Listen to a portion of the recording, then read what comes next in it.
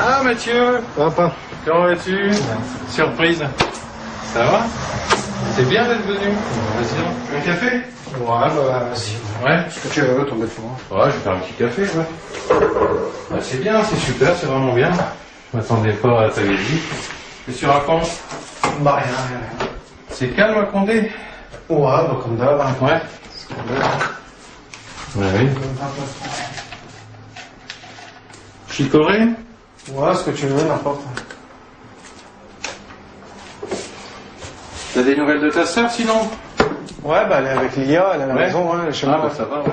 Ouais, donc tu me disais, combien de ramadan? Là, ça va faire aller 10 ou 11, c'est le 10e ou le 11e que je vais faire. Alors, c'était pas une crise passagère, hein, bizarre. Ah non, c'est sûr. C'est sûr. Ouais. C'est sûr. Voilà. Il m'a pas fallu finalement très longtemps pour découvrir que ça n'était pas qu'une crise passagère, que c'était vraiment... c'était ça, quoi. Il avait ça en lui, quoi. Voilà. J'avais quelques doutes parce que il était déjà très souvent avec ses petits copains donc, de la cité Saint-Pierre à Condé, donc avec tous ces petits copains donc marocains, enfin d'origine marocaine, algérienne, tunisienne et autres. C'est vrai que j'ai toujours eu des copains d'origine maghrébine, quoi, mais paradoxalement, c'est pas eux qui ont fait que je suis devenu musulman, quoi. Franchement. Oui, donc ensuite j'ai effectivement appris de façon officielle qu'il fréquentait la mosquée, ça je l'ai appris, donc bon là je me suis dit ok là c'est bon, là, ça y est. Mais bon c'est sûr qu'au début ça secoue, quoi, ça interpelle, c'est le moins qu'on puisse dire.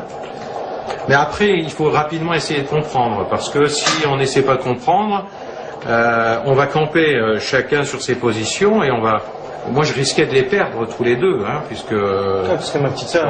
Après, sa sœur a suivi forcément le même chemin. Mais donc, si on n'essaie pas de comprendre, on perd ses enfants. Donc, c'était pas le but non plus.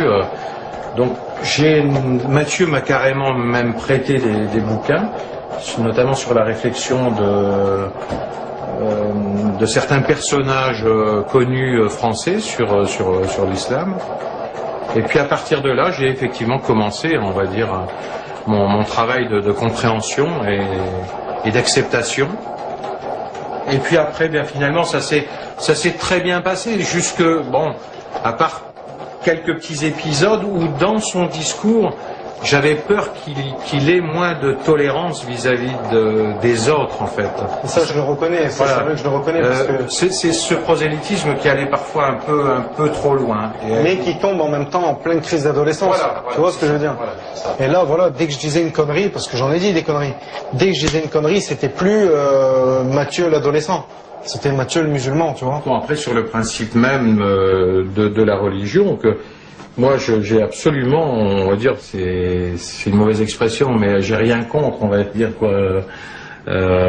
Au contraire, parce que plus j'ai essayé de comprendre, et plus je me suis aperçu que non seulement c'était, on va dire, cartésien, que c'était, enfin pas cartésien, mais que c'était cohérent, hein, voilà, que c'était cohérent, que les textes, et que c'était la vérité, parce que plus j'avance dans mon but de compréhension, et plus je m'aperçois qu'effectivement c'est la vérité, quoi, voilà. Et bon, pour l'instant, parce que il doit être trop content maintenant, parce que il a réussi, quoi.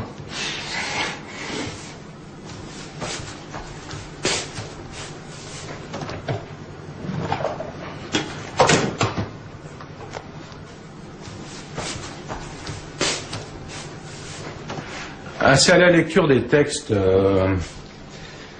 ça reflète certainement ce que j'aurais dû chercher peut-être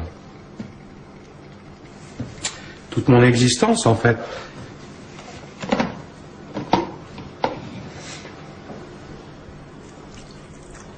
Surtout que je connais son travail dans le milieu dans lequel il évolue, dans un milieu parfois difficile où il y a des jeunes qui sont désœuvrés, qui sont en quête de vérité, de recherche spirituelle, et il a désamorcé parfois des situations plus que ubuesques, plus que difficiles, grâce à la religion, et ça c'est formidable, quoi, voilà.